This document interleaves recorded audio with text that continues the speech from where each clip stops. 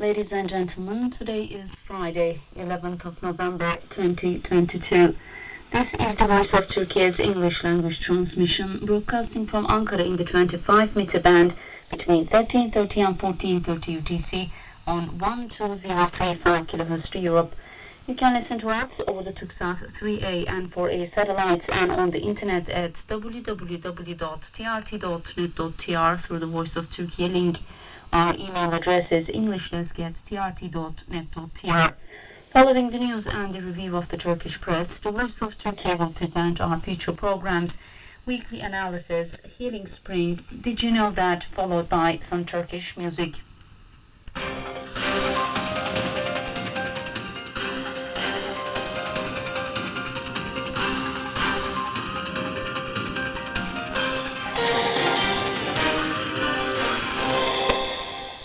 First, a quick look at the headlines.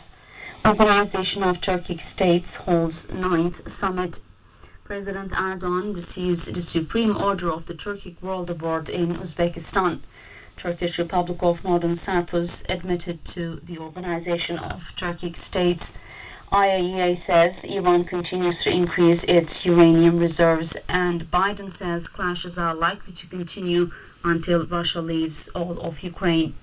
And now details of the news. The 9th Summit of the Heads of State of the Organization of Turkic States, UTC, started in the historical city of Samarkand in Uzbekistan. Before the summit, hosted by Uzbekistan President Shavkat Mirziyoyev, with the theme New Era for Turkish Civilization Towards Common Development and Prosperity, the leaders came together for a family photo. President Recep Tayyip Erdogan was welcomed by President Mirziyoyev on his way to the Eternal City Congress Center.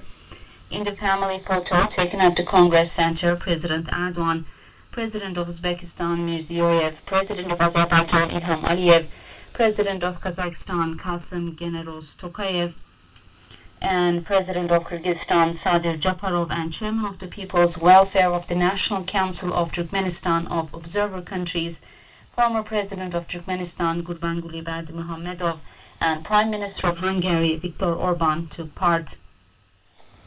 The Turkic States Organization Heads of State appointed Kyrgyzstan's ambassador to Ankara, Kubanchek Ömür Aliyev, as the new General Secretary of the organization. Ömür Aliyev will take over from his predecessor, Bagdat Amreyev, at the handover ceremony to be held at the central office of the Organization of Turkic States Secretariat in Istanbul on 14th of November. Attending the 9th Summit of the Heads of State and Government of the Organization of Turkic States held in Samarkand, Uzbekistan, President Recep Tayyip Erdogan said, quote-unquote, realization of the Turkish Investment Fund as soon as possible would be beneficial for all. Erdogan said in a speech he delivered at the summit, quote-unquote, we stand with Azerbaijan in its seeking for peace just like we did in its rights struggle. We show efforts to end the 9-month-long conflict in Ukraine with a just peace, and we are making the necessary interventions to prevent the food crisis. He also noted, quote-unquote, since 2014, Turkey has been the country hosting the largest number of refugees in the world. We are currently hosting approximately 5 million people. We believe it would be beneficial to expand cooperation in the prevention and management of irregular migration. Within the scope, it would be on target to develop a common security concept and continue Security Council Secretary meetings. He added that it would be beneficial for the organization to implement the Turkish Investment Fund as soon as possible. He said, quote-unquote, it would be good to implement the Turkish Investment Fund as soon as possible. I believe that the financial opportunities provided by the fund will strengthen our cooperation and accelerate our activities. Turkey led the summit of Central Asian countries aiming to strengthen economic ties with the region's resource-rich ex-Soviet states, while Moscow is distracted by the war in Ukraine.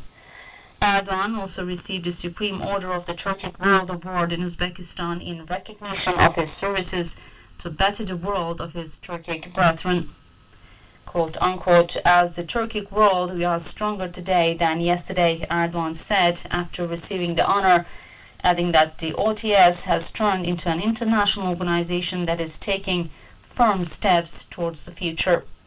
He also congratulated Hungary's Prime Minister Viktor Orban for his country serving as a bridge between Europe and the Turkic world with their observer member status in the group, as well as for Budapest's efforts for democracy in the EU. The EU has stalled Turkey's membership process for over 50 years, and Ankara will give, quote-unquote, the necessary response when needed, Erdogan added. The Turkish Republic of Northern Cyprus has been admitted to the Organization of Turkic States as an observer member, the Turkish Foreign Minister announced on Friday. We are always by the side of the Turkish Republic of Northern Cyprus everywhere, Mevlut Çavuşoğlu said on Twitter. Cyprus has seen an on-and-off peace process in recent years, including a failed 2017 initiative in Switzerland under the auspices of guarantor countries Turkey, Greece and the UK. The Greek Cypriot administration was admitted to the EU in 2004, the same year that Greek Cypriots single-handedly blocked a UN plan to end a long-standing dispute. The International Atomic Energy Agency, IAEA, said in a recent report that Iran continued to increase its highly enriched uranium reserves. A report regarding Iran's nuclear activities that the IAEA submits to the agency's board members every 3 months contain data and estimations about the nuclear facilities in Iran. According to the agency's estimations, Iran's stock of uranium enriched to 60% purity, close to the roughly 90% weapons-grade level, grew by an estimated 6.7 kilogram to more than 62 kilogram. The agency reacted to Iran's efforts to limit the agency's observation and verification work in the country, saying that due to Tehran administration's such efforts, the exact amount of Iran's enriched uranium is not known. Tensions emerged between the sides when the agency found uranium particles at 3 sites that were undeclared to the IAEA, and the Tehran administration refused to provide a detailed answer. The IAEA said the data Iran shared were found to be technically unconvincing, which was followed by the IAEA Board of Governors overwhelmingly passing a resolution that called for Iran's strict compliance with the agency's demands.